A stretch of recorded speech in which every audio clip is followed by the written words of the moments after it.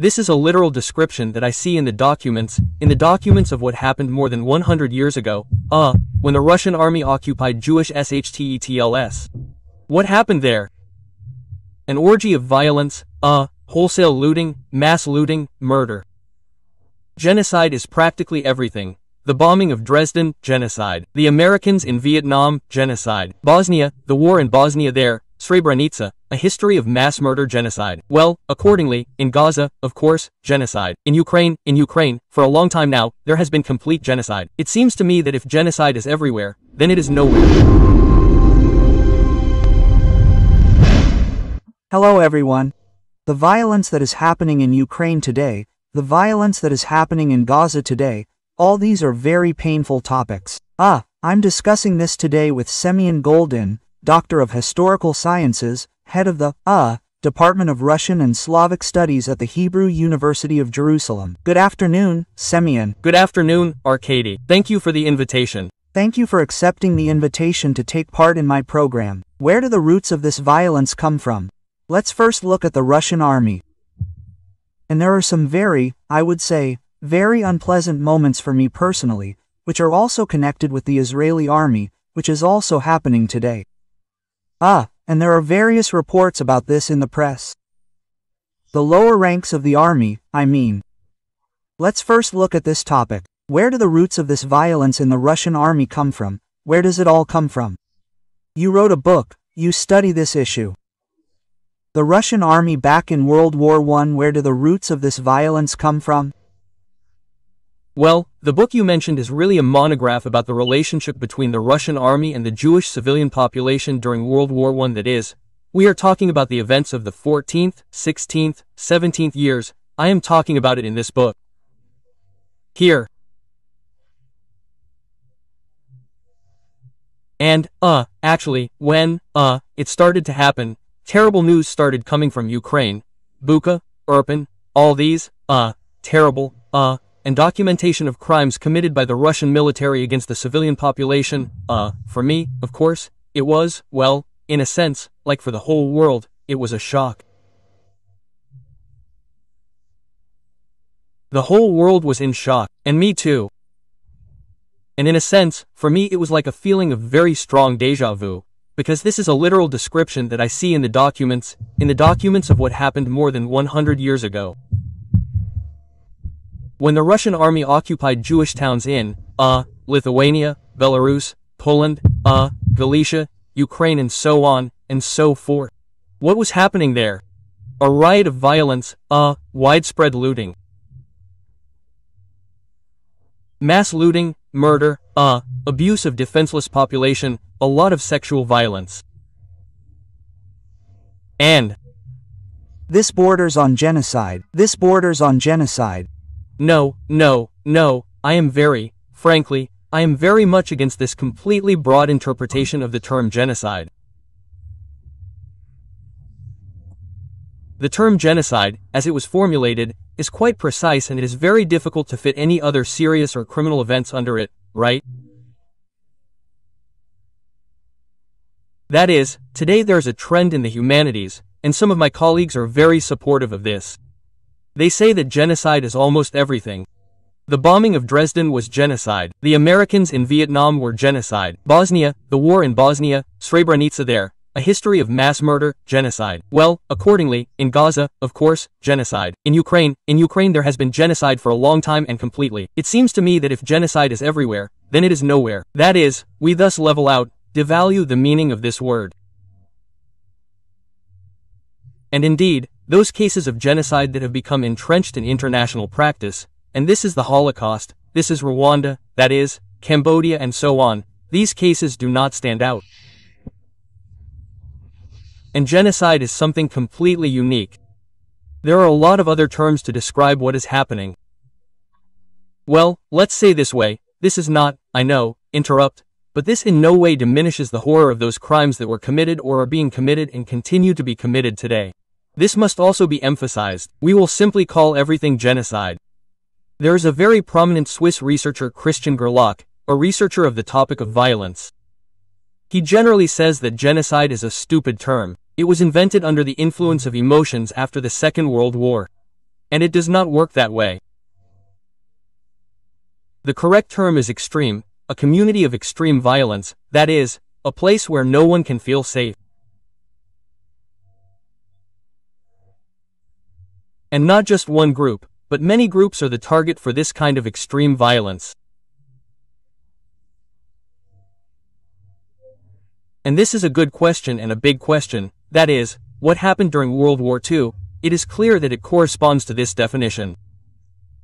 But what happened during the period that I am describing in relation to the Eastern Front in 1914 to 1916, this question needs to be studied. Are these those extreme communities of extreme violence? That is, relatively speaking, if only the Jews were in this, at the focus of this hostile attitude and violence, then no, then this is simply, so to speak, anti-Jewish violence. And it is often called a pogrom, and it is, in my opinion, absolutely unjustified. The fact is that a pogrom is a pogrom. But when an organized armed force, soldiers and officers, often carrying out an order, and these are organized hierarchical military units. This is no longer a pogrom. This is no longer a pogrom. That is, it would be necessary to come up with some other term. Well, there is such a military pogrom, that it would be like these are the military, but they are pogroming. In any case, your question, with which you started, it seems to me, it is completely, fair. Relevant, and we need to dwell on historical roots, right? That is, if we look at the history of military affairs and the history of war, say, in Europe, we will see that until the 15th century, right up until the end of the 30 Years' War, such behavior of armies, when soldiers and officers are simply, in fact, given complete power over the civilian population, and they say, guys, do with them what you want. It is not that it was the norm, but it was generally accepted. This was generally accepted. And I can cite there, I don't know, from Italian history Sacco di Roma, the famous sack of Rome, 1527, when the army of the Catholic Emperor Charles V captured the city. That is how it is considered. The soldiers are out of control. They've been in a complete frenzy for a few days. They rob, kill, take everything, and then the owners drink it all away. They immediately buy up for next to nothing what was taken from them, and so on and so forth. That is, this is such a Christomathic example of such Renaissance or medieval military violence. There were many such cases during the 30 Years' War, the plundering of Magdeburg, and so on and so forth. Now how was it organized? That is, the cities were asked, guys, do you want us to rob you, or do you want to buy yourself off? If you buy yourself off, pay us, we'll restore the contribution, everything is in order, no one should rob. If someone robs you, then we'll hang him from our soldiers. And if you howl, don't want to pay the ransom, well then the soldiers and these same officers, they'll take theirs. That is, for them this is a source of income no less and legitimate than just the salaries they receive from their employers.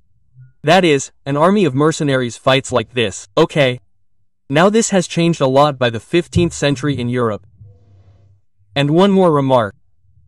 And if we look at the history of the Russian army, we will see, that is, the history of the Russian army even before the pre-imperial, yes, let's say, war that Russia waged in the 15th century with Poland. With the Polish-Lithuanian Commonwealth. Yes, there were several such famous assaults with the complete looting of the city, with a huge number of victims. Vilnius in 1654, if I'm not mistaken. Lublin 1655, if I'm not mistaken, where, by the way, Jews were victims of the stop, right? That is, in Vilnius, it is considered 20,000 civilian victims who died as a result of this complete destruction of the city. Now, a couple of years ago, my colleague and I, we were walking around Vilnius, strolling. Well, Vilnius is a wonderful old city, all that, and we were talking about Ukraine, about how they take everything out there and so on. And she told me, listen, you see, this old town in Vils, it is unique in its state of preservation. It is very well preserved, at a European level, ancient and so on. There is not a single roof, not a single tile that is older than this Moscow invasion of the 15th century. They took all the roofs to Moscow. That is, they even took the roofs away. As expected, they didn't have anything like that. That is, we say that they don't have toilets there, they don't have cars. But there were no roofs, so they took everything, took all the roofs away. There were no roofs like that. They put new tiles in villas in the middle of the 15th century. That's it. That is, all this really has very ancient roots. But my point is not that these were always such eternal barbarians. They were like that, they remained like that. It's different. It's that in the 15th century this was considered more or less the norm. The Swedes too, they took everything from everywhere. If you go to the National Museum in Stockholm to look at the paintings, it is written very honestly where they stole what from. There under the painting it is written Prague 1648, Krakow 1655 and so on. They took it all away, put it in the museum, and today they honestly write where they got it all from. That is, it was considered military booty. And it is like now, by the 15th century, this business began to look different. Why? Two changes occurred. Firstly, they became a professional army, which began to serve for good money. Service began to be associated with military valor, honor, like stealing, robbing people with honor, who served their country. It is ugly, not good. How is that possible? That's it. And at the same time, from the end of the 16th century after the French Revolution in the 19th century, armies turned into mass ones, right? And, the army turned into the face of the nation. It is an armed nation, which for its national, then, again, honor, fighting for the interests of his nation. And this coup, it kind of had a very strong impact on behavior. It became a very, how can I say, wrong and unacceptable. This is the kind of behavior that 200 or 300 years ago was considered the norm for the armed forces. This began to be called an excess. It began to be called a crime. They began to judge for this. This began I apologize for interrupting you, but when Russian troops entered Paris in 1814, did they also plunder? So, this is a great question. Thank you. And I just wanted to dwell on this. So, look. The occupation of France by the Allies in 814 to 815, when Russian, English and Russian troops entered Paris and, in my opinion, Austrian, although I am no less sure about the Austrians. Well, I just read about this, tried to understand what was going on there. According to contemporaries and according to the general opinion of historians, this was an exemplary occupation from the point of view of the Russian army. The French were supposedly very afraid of Russian savages, Cossacks, Kalmyks, and other such things, but they were pleasantly surprised by the chivalrous relations, emphasized, that is, by gallantry, emphasized by the desire to behave as if very gentlemen, and so on, and so forth. That is, the Russians had a reputation with the Russian army much more advantageous than that of Prusakov or the English. They hated this more. And the French asked the occupying forces, "Leave us the Russians in Paris." The Russians left quite quickly. "Leave them, they are very good, we love them very much." Quote, that's where the word pestro comes from, French and so on and so forth. Now this amazing phenomenon has a very simple explanation. Very tough. Firstly, again, it was a professional army, which is easier to control. The Russian army was professional. Soldiers served all their lives, as we know, and so on. Secondly, there was a very tough, and a paradigm of disciplines set from above. That is, Emperor Alexander I personally gave orders that if someone complains to me about one of my soldiers.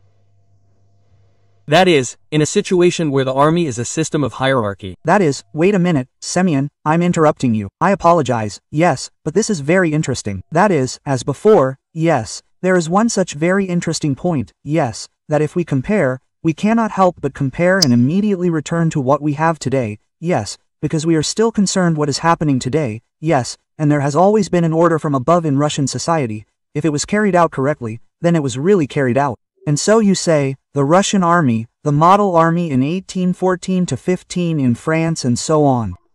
That is, from above, if we are talking about the development, about today's Russia, then from above from Putin, yes, and from this command staff, probably, completely different instructions come. Now we will return to this.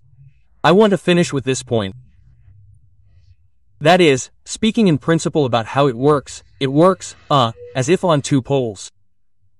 There is a pole of positive motivation. That is, the soldiers understand, we represent Russia there, they look at us and will talk about our entire country, because of how we behave and so on. Or they are explained that we do not fight with women, children, the enemy surrendered, and now we do not offend these and so on. That is, this is positive motivation. There is negative motivation, when people they just know in that case, at the beginning of the 10th century, that they will be flogged to death. They are simply afraid of it, or that they will be hanged, or that they will be shot, or that they will be sent to Kamchatka to serve as officers, and so on and so forth, and they control. That is, it is a system of rigid control of the hierarchy. And if there is neither one nor the other, then what we see today happens. That is, there is neither positive motivation nor negative. That is, people are confident in their selflessness, in the fact that they can do anything. This is what happens. In this sense, I will give another historical example from another era. It is also very interesting. So, 920, the Red Army's campaign to the west, to Poland, the war with the Poles. We have, as it were, a wonderful famous monument that we all know. Babel's Canary Army, yes, where he describes, and Canary Army is based on his personal experience and on the diaries that he kept, where he calls these Budionowsk people beasts with principles, right? That is, he has no illusions, he clearly describes both rape and robbery.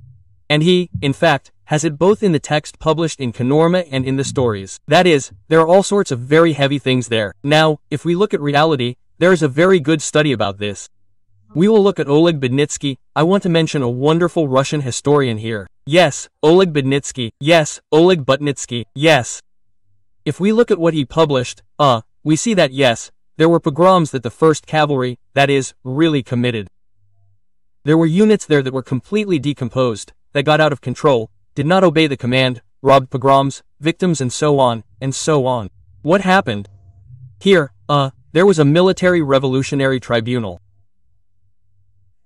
400 people were shot in the first icon in one only in the Corps. 400 people were shot, you understand? That is, they say, yes, guys, we couldn't hold them back, these are beasts with principles.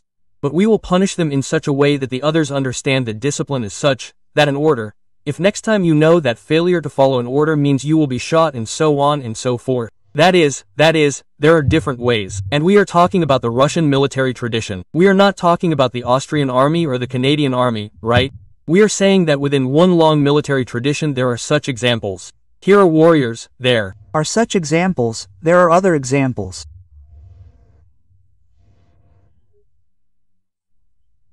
Now that is definitely what you said, that this whole hierarchy, it does not give ordinary soldiers and officers at the bottom of the hierarchy the feeling that they are being controlled and that punishment is inevitable for inappropriate behavior.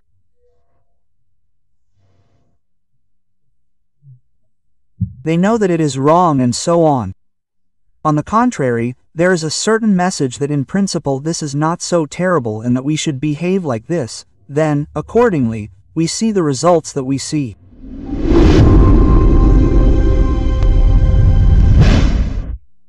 Like, subscribe to the channel. This helps to promote the video channel. And we move on. The Second World War. There's a famous book published by the Yugoslav communist dissident Milan Djilo's, Conversations with Stalin, where there was also talk about the role of the then Soviet Red Army.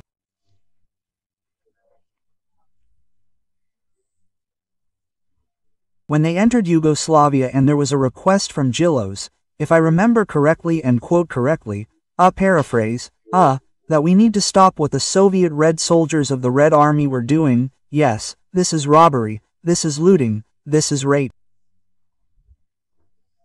There was a lot of sexual violence there. And this really bothered the Yugoslavs. Stalin's reaction was absolutely minor, even with some kind of full understanding that, well, what can you do? They are soldiers, that's it. And they had it hard all these years. That's why it happened that way. That is, there really weren't any restraining frameworks.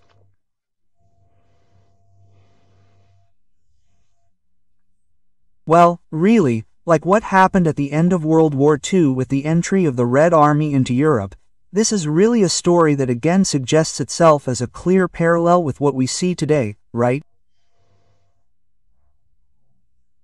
That is, first of all, well, there were absolutely monstrous scales of violence, both, just physical violence, mockery of the civilian population, and sexual violence and widespread looting.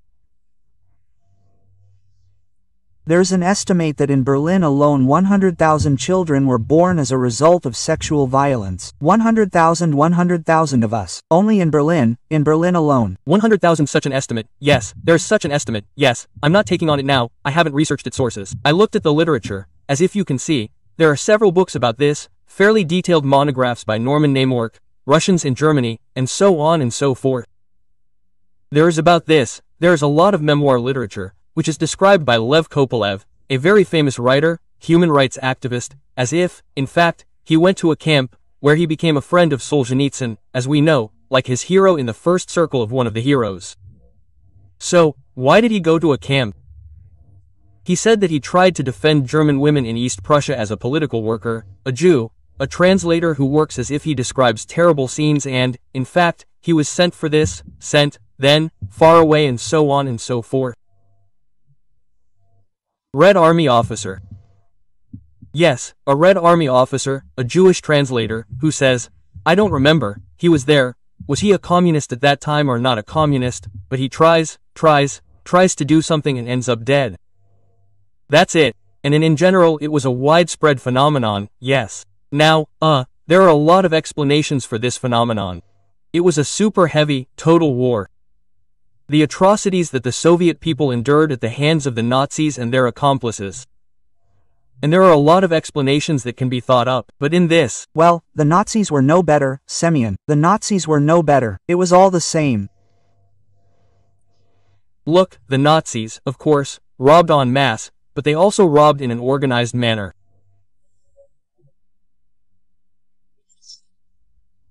But it was like, let's draw a line here, yes, a dividing line, yes, that is, I absolutely do not want to say that the Nazis were a wonderful knightly army and so on. But that is, there was also quite widespread sexual violence, and robberies, and it is clear, listen, and the army is a system, war is violence. People have weapons and the legitimization to shoot other people. Stop shooting when you are not in a trench, but someone is shooting you there, you think, he offended or deceived or did something bad to you when you turned around from the trench, yes, it is very difficult psychologically, and therefore it is practically impossible. And therefore, as if there is such a book about the murder of Dan Grossman on killing, he says that where military actions take place, there always happens unjustified cruelty against civilians. It is simply the shadow part of war. The question is, to what extent and what to do with it? Does the military system do something about it or not? So, that is, as if what was done, the Nazis did. I'm not talking about political terror now, I'm talking about just the behavior of soldiers. We meet on this. There are also a lot of moments. But there is a line that must be distinguished between the behavior of the military system and the behavior of soldiers who, as it were, enjoy the connivance or patronage of this system.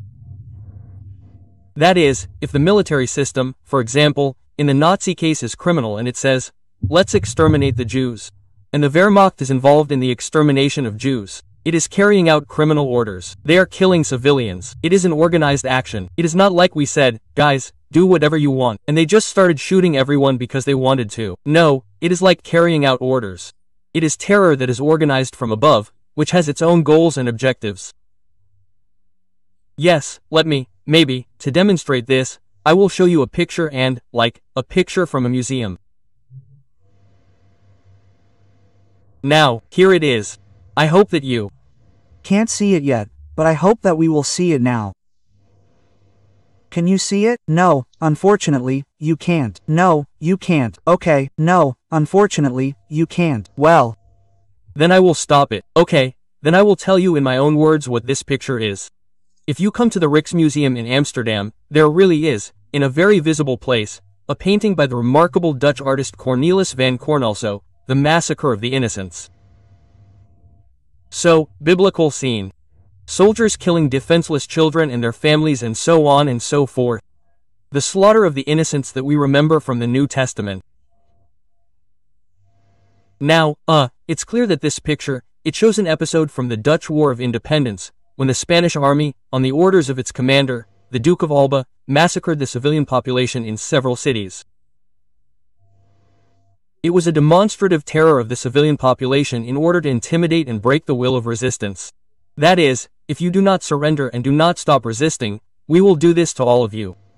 That is, these are terrible atrocities, war crimes, anything on orders. It's like they're not just robbing, because they were told, guys, do whatever you want. But no, he said, guys, we allow you to kill, rape, grab everything, but this is an order so that no one is left alive there, because this has its own purpose. So this is what the Nazi does as if the system, military system. We are talking about something else now.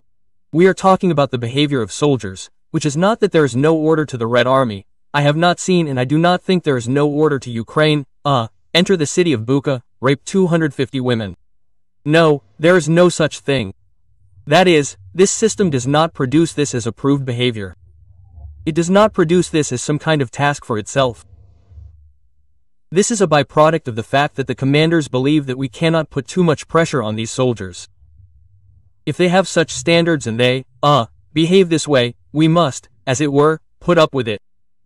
And moreover, this is part of some kind of our relationship with them. What Stalin told Gelos, he told him, well, listen, soldiers are walking through blood and death for 1,000 kilometers. Well, really, if he wants to relax a little, grab something in the house or someone there, that is, grab some woman somewhere, what are we going to make a story out of it? This is not a big deal. We need to understand what is important and what is not important. It is not important for us. Now, if Semyon, I apologize for the translation.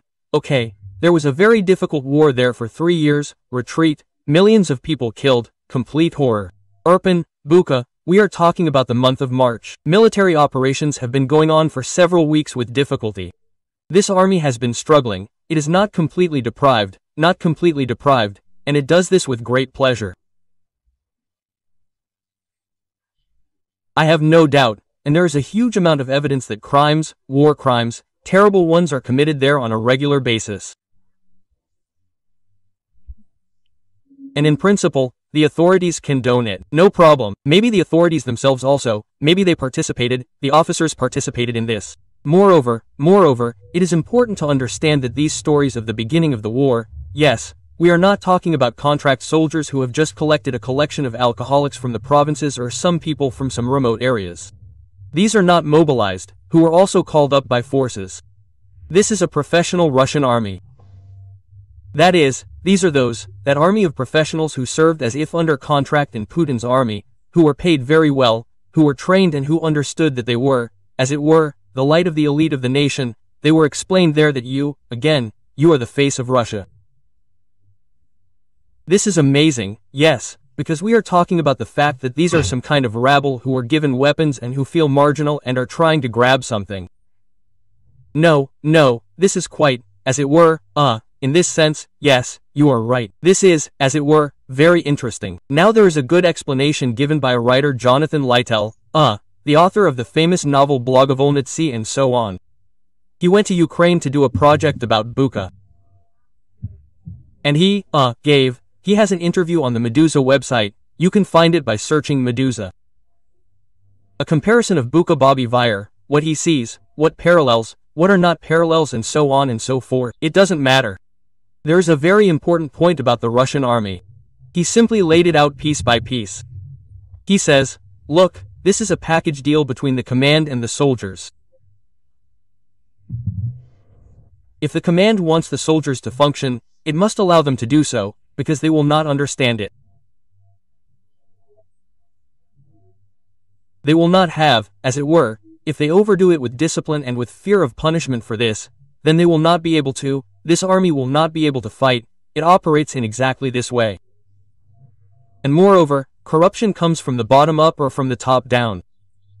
That is, there is no doubt that what the soldiers and officers take for themselves, yes, that is, what the generals take for themselves, it is probably much more.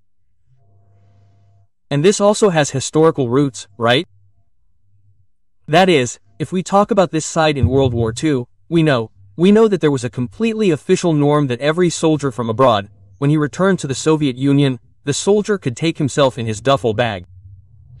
A complete cedar. Nobody checked what he was carrying there, what he took, where he found it, who he took, stole, robbed. Just by volume, there is sitter, all this was carried by him. An officer there is more, senior officers received compartments on trains, generals received carriages, a marshal, probably, trains and so on. And all this goods were imported without control. And it was completely, that is, it was clear to everyone that this was a stolen contribution. This is a contribution. Well, what to do? It's like this. No, this is not a contribution. Trophies. This is called trophies. This and this phenomenon have a long history. For example, General Rinkum in the First World War. Here are long roots in the First World War, who was a Baltic baron, not some, excuse me, Cossack son of a simple Cossack, a Baltic baron and, therefore, a general, commander of the army. He, found, there would be an investigation against him about the fact that he was from home, in which his headquarters were located in East Prussia, took the paintings and some valuables. He was very indignant and said, "How do you have the right to investigate me? By law of war these are trophies that I'm looking at, I am a general, I want them." Quote, I said, "Then take them, they will be mine. I will remember that I am in this house, in this, East Prussia." Quote. This was a person of ethnic German descent, who himself, as it were, had a similar house somewhere there in Latvia. And he, in the house in East Prussia, 100 kilometers away, he behaved as if he, excuse me, came from a completely different world and cannot live without these pictures or without this crystal. That's it, there is something very deep in this. Indeed, yes. This is true, and maybe it all has to do with human psychology and with this, male matchmaking, which, like it or not, everyone does it. I do it too. That is. No, that's the question, but there is psychology, there are norms. Again, norms change quite quickly. It seems to us that over the course of a person's long life, yes, if a person lives 70 years, the norms that, as it were, the society around him, as it were, operates, yes, that is, yes, that is, I don't know. When I was little, the norms were one thing, and today they are completely different in many places. And what seemed normal is today a criminal offense and vice versa. Yes, let's say, the legalization of marijuana. Normal. Just yesterday in many countries you could end up in prison for many years. Whatever you want, you buy, smoke, everyone, everything, and there are no problems. That's the norm, right? That is, the same behavior of the military, it changes. This is a thing, it's not so fast, but the attitude towards it is changing and so on. Now here's an important point, that in addition to psychology, urine abuse and so on, in a situation of danger, in a situation of such stress caused by battles and caused by the fact that I am surrounded by enemies. That is, these Russian soldiers in Bucha, they feel themselves among a very hostile population, just as Russian soldiers in the First World War felt with the Jews. They know that the Jews don't like them. The Jews are their enemies. That's it. And since you are among enemies, and you are exposed to danger, so you are a victim, you kind of victimize yourself, you develop this complex that I have the right to compensation.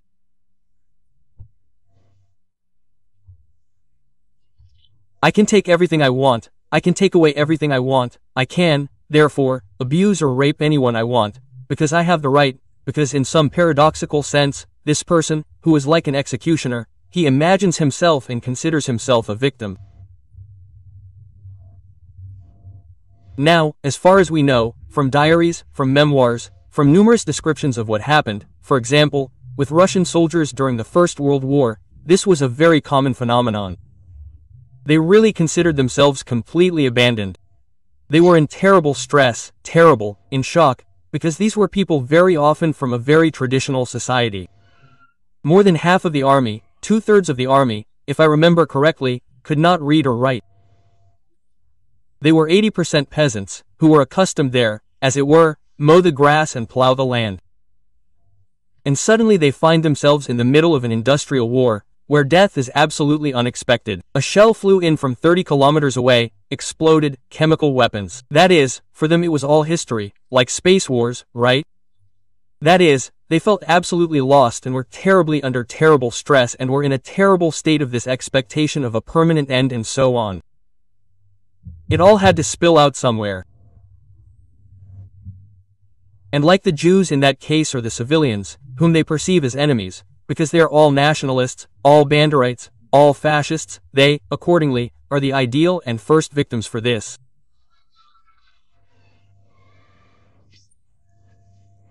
A difficult question. Like, subscribe to the channel. Let's move on to our topic. Well, there is, I would like to remember another one. There is another side of the coin, which is typically Russian and is connected with Russian military history.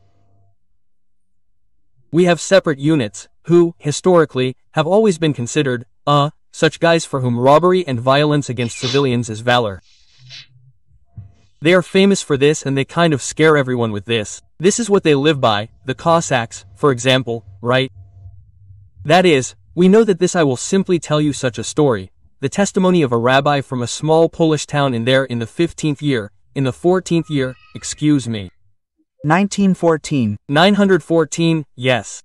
So the Russian army there, like, Russian, soldiers enter this town, and the rabbi goes with them to negotiate so that they behave decently. He communicates with the artillery officers, and so he says, I give my word for my artillerymen.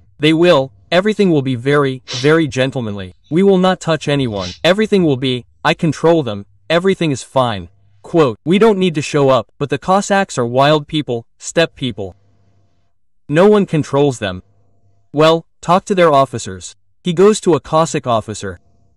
The Cossack officer tells him, and this is what we are, what Lytle describes about Bucha. The Cossack officer tells him, well, Mr. Ravin, what are you talking about? We are afraid of them ourselves. Am I going to come and tell them not to touch you? So they'll tear me apart with a saber and all because I'm in their way. We're afraid of them ourselves. Well, Ravin says, well, is the pogrom starting? And the same officer he was talking to comes to Ravin's house and steals his money.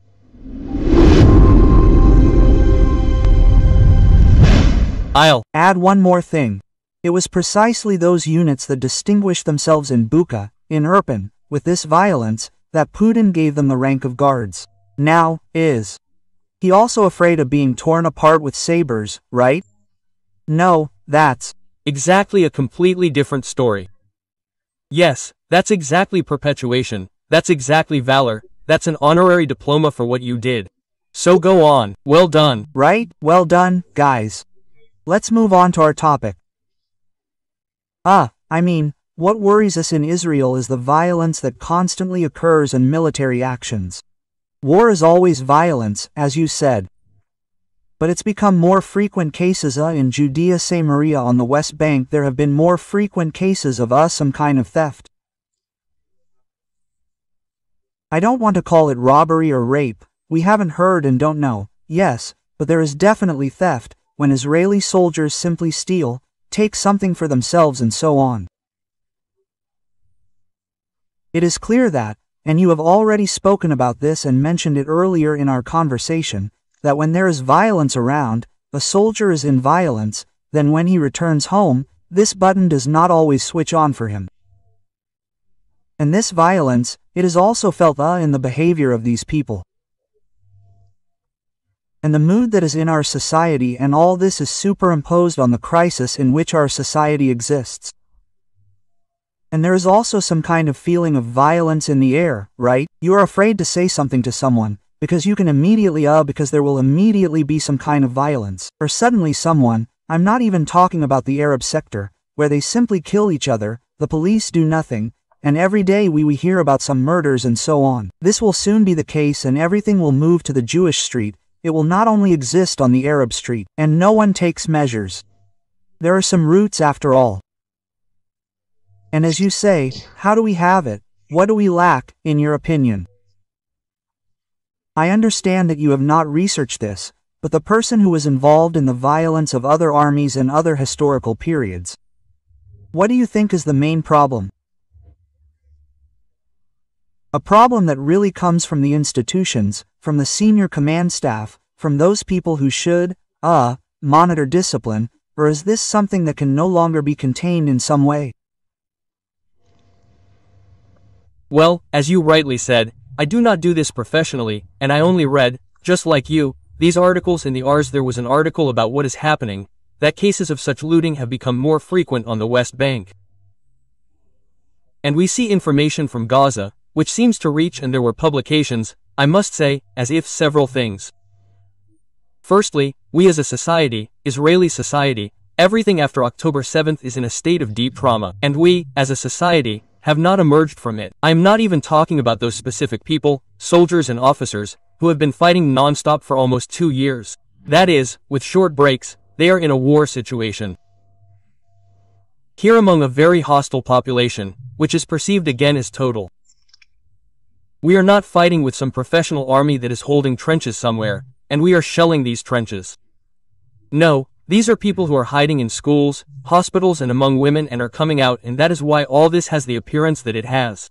Therefore, against this background, taking into account these data, I would say that what is happening here, someone among us, or something, gave an interview, said, we are accused of genocide, right? If we were talking about genocide, we would have done it in the first 2 days. That is, we would have bombed it, we would have arranged this Dresden there.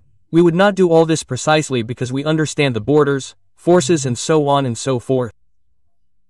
That is, given all these circumstances, the accusations that are heard in the international arena against Israel, they are too strong and too total. And this is especially outrageous, right? That is, we practically do not know of cases. I think we do not know of cases of sexual violence. No, this does not happen. And the army so far in this regard we are completely different. Right? That is, this does not happen. We can do a long study, why this is also a separate topic. We will not go into this now. But if you saw, a few days ago there was an announcement by the UN Secretary General, where he presented a warning to Russia and Israel that you will be accused of sexual violence against during military operations. Russia, of course, we all know this, we see. And why Israel? Because, it means, these arrested people are undressed to see if they have weapons, if they have explosives, etc. It is sexualized because people cannot be undressed. Tyresh is simply a person who, in general, that is, as if, that is, on the one hand, there are moments that worry and which are really and that I see the bright side, that this is being said, PHP is published in PLES, it is being said and attention is being paid to this.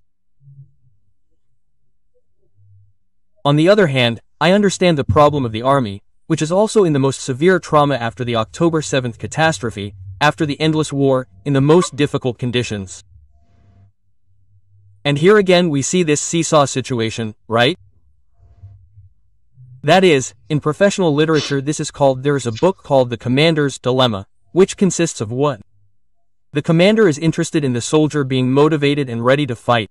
He must be ready for aggression.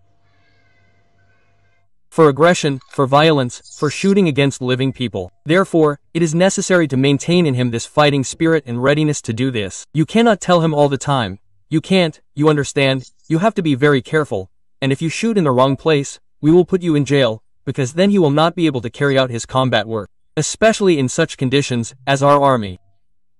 On the other hand, the commander's dilemma is that if this is the level of this violence, it is not controlled and it moves to uncontrolled violence against civilians, then the army disintegrates. This ultimately prevents it from carrying out orders. Soldiers are distracted by robbing something somewhere, taking something, and so on, and so on. In the Israeli army, I hope, and as far as I understand, we are still far from there. We are far from there, and thank God, we are far from it. But as if, well, but this is a fine line when the commander understands that he must control his people. They must understand that if something goes wrong, as the army approves as the command approved them, then they will be punished. And on the other hand, he cannot tighten the screws too much, because otherwise it will turn out that next time these soldiers will simply say, yes, we are all sick, we will not go to the front. You know how it works in Israel.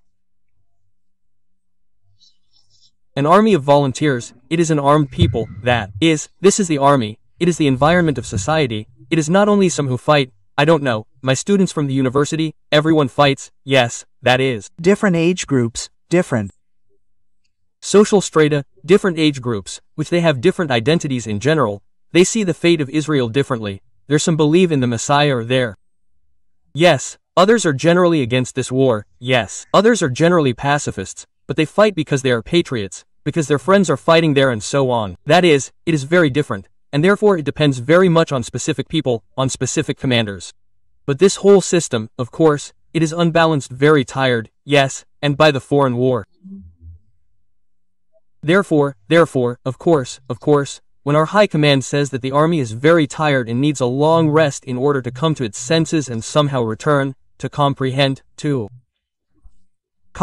what happened. Yes, then they understand what they are talking about. They know what you and I know, what is happening there. 100%. Semyon, thank you very much. A very interesting conversation. A very difficult conversation. A lot of questions that we have not yet discussed. I hope that we will meet again on my program and talk about other aspects of this difficult problem. Thank you very much. I am pleased for that.